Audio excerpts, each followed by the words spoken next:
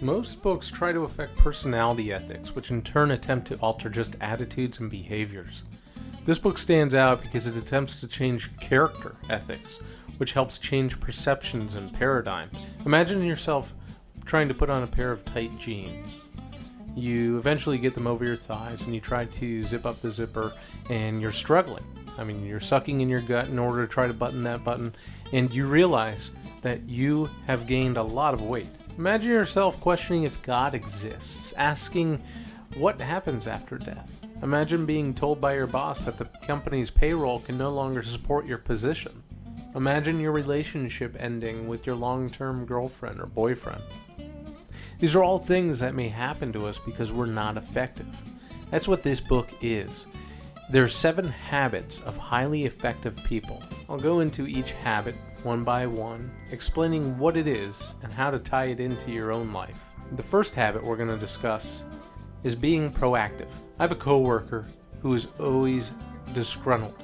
He talks about how terrible his life is, how his neighbors hate him, how his parents don't talk to him, about how his brothers and sisters are better than he is, how his girlfriend doesn't care what he thinks, how terrible the weather is. The first habit talks about realizing that there are 2 ways to live life.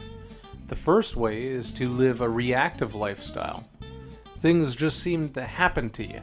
You have no focus on being proactive in these issues because you're too busy reacting. You can either act or be acted upon, and that's being proactive.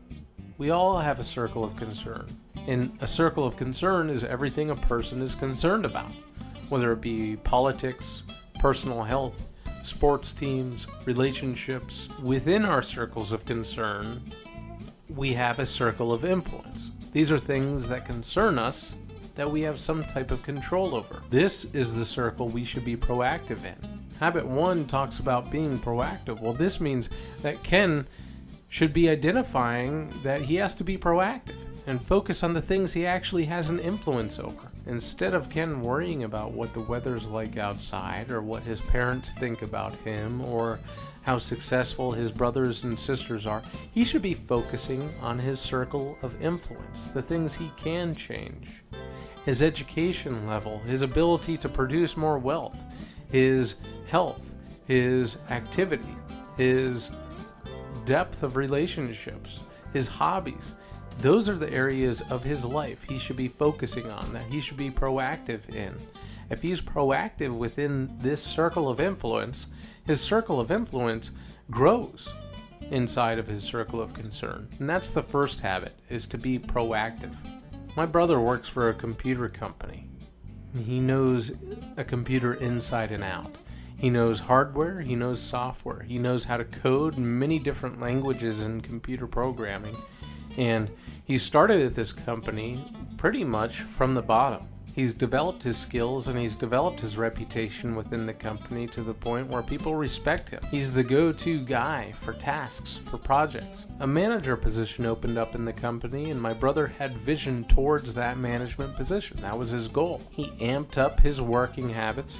He studied coding. He was more productive. He helped out more, but he didn't get the promotion. My brother and I were talking about this, and I asked him, quite frankly, what he had done to work towards the promotion. My brother realized he did not work towards his goal of being a manager. And that's what this concept is begin with the end in mind. What you have to do is you have to envision your end goal before you work towards something. You have to take actions towards those goals too. When we start towards something, we should always think of our destination first, and then of how we're going to get there. It's easy to get caught up in an activity trap, to climb harder up the ladder of success one rung at a time, to busy ourselves, just to realize that the ladder's leaning against the wrong wall.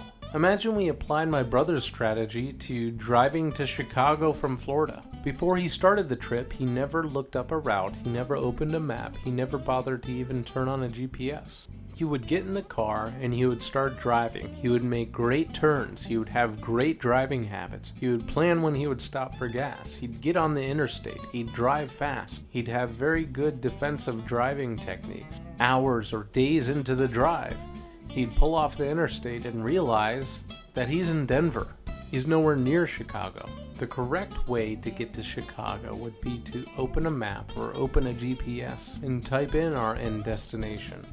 To actually read the directions, we'd have to understand which interstate we're going to get on. We'd have to understand the length of the trip.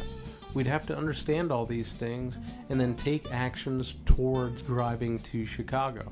And if my brother were to have done that in his professional career, then he would recognize that I want to be manager one day. Well, the qualities of being a good manager are not necessarily just being a good worker. I have to take leadership roles in different projects. I have to get things done. My brother then took those directions and applied them, and he eventually got to it. This is the second habit of begin with the end in mind. Imagine waking up a little bit late in the morning and realizing you have no time to work out. You have no time to make breakfast. So you grab a Pop-Tart and head out for work. And you get to work and you sit down at your desk, and then you have your to-do list from the day before. You start working diligently towards your tasks for the day, and your boss interrupts you. He walks into the office with a stack of papers and says, "This is a project I need done today. It's a priority for me." So you begin working hour upon hour on this project, and you finally get it done. You deliver it to your boss, and then you go back to your to-do list just to find out that it's time to go home. And on your way home, you're too tired to even think of what to make for dinner, so you stop by and get fast food. You get home and you start eating your fast food, and you click on the TV. TV's entertaining to you, and then you suddenly realize that it's time to go to bed. You go to bed and you wake up the next morning and repeat. And then you repeat it the next day, then the next day.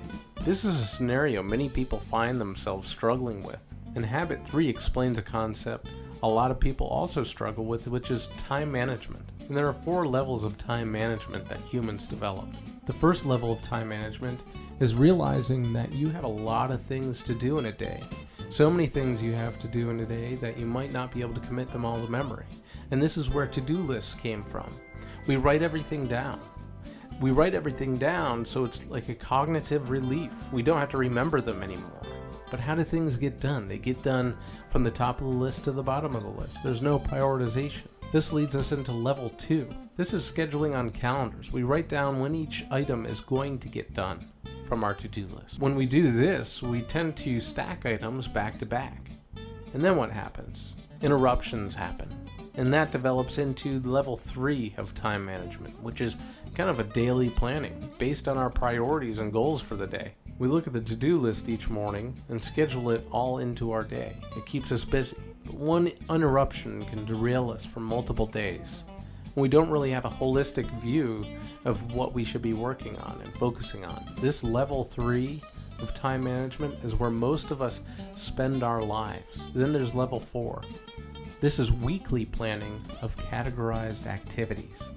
That's taking every activity on your to-do list and putting it into a certain category, and then planning in your week on a weekly basis these categorized activities. And you categorize your to-do list based on urgency and importance. And I want you to imagine that on a graph.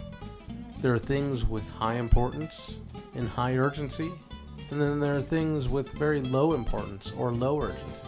Let's first focus on the things that are urgent and important. These are crises or emergencies. They require immediate focus. Too much time with these items causes us to put out fires instead of actually focusing on things that we need to be proactive with. We become very reactive instead of proactive. The next quadrant are not important but urgent things. This is where we spend most of our time. These are interruptions in our days. We think they're urgent because they're other people's priorities, but they're not really urgent to us. This leads to a very short-term focus. This is your cubicle neighbor coming over and asking for help on a project. This is someone from downstairs asking you to run a report. It also makes you feel out of control over your time management. The next quadrant are not urgent and not important things. These are activities that are trivial. They're a big waste of time. If we focus on these activities, we find ourselves getting fired from jobs and being dependent on others. The last quadrant are the not urgent but important items. These are the things we know we should be doing, but they take the back burner. These are things like our health, our relationships. If we had more focus here, there would be a less occurrence of emergencies. But these activities are neglected because they don't feel urgent. Imagine applying this newfound habit in your daily routine. Imagine waking up to the sound of the beeping alarm clock and realizing that there are some important, but not urgent, things that you need to do before you go into work. So you wake up out of bed and you make your coffee. You drink your coffee and you get prepared to go for your morning run. You strap on your shoes, you run, you get your heart rate up, and you succeed. You feel accomplished that you ran that 9-minute mile you've been working towards. You get back, you shower, and you make yourself a well-prepared breakfast. You can leave for work about a half hour early, and you get to work. You begin to work on those things that are important but not urgent in your professional career. You also begin working on the emergencies, knowing that they are emergencies. However, there are only a few of these emergencies that you should be concerned with, because you've appropriately categorized those that fall into the category of other people's emergencies and not necessarily yours. So you work on these emergencies, then you work on these quadrant 2 activities in your professional career.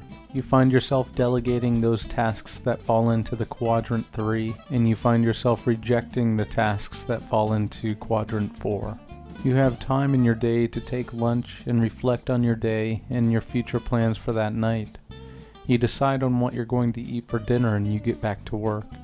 You get back to work and then you realize that, hey, it's nearly time to go home. You start closing out the tasks that you've opened for the day and you drive to the grocery store. While driving to the grocery store, you really start thinking about where you are in your life and how satisfied you are, and where you're going with your life and how to get there. You buy your groceries realizing that shopping for your food is much cheaper than buying your food through a drive-thru.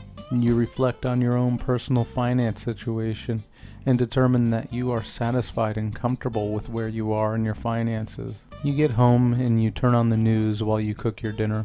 And after you're done eating, you sit down and you enjoy your dinner.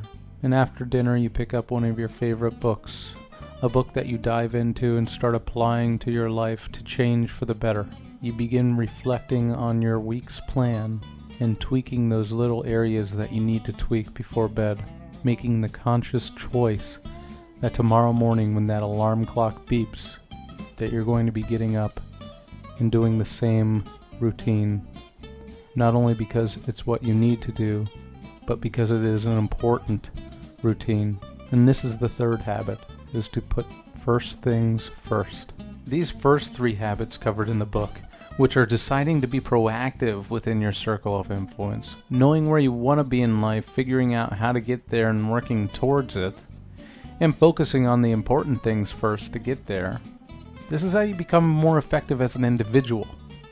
And the next 3 habits are about being effective as a team. Habit number 4 really is about thinking win-win and having that mentality.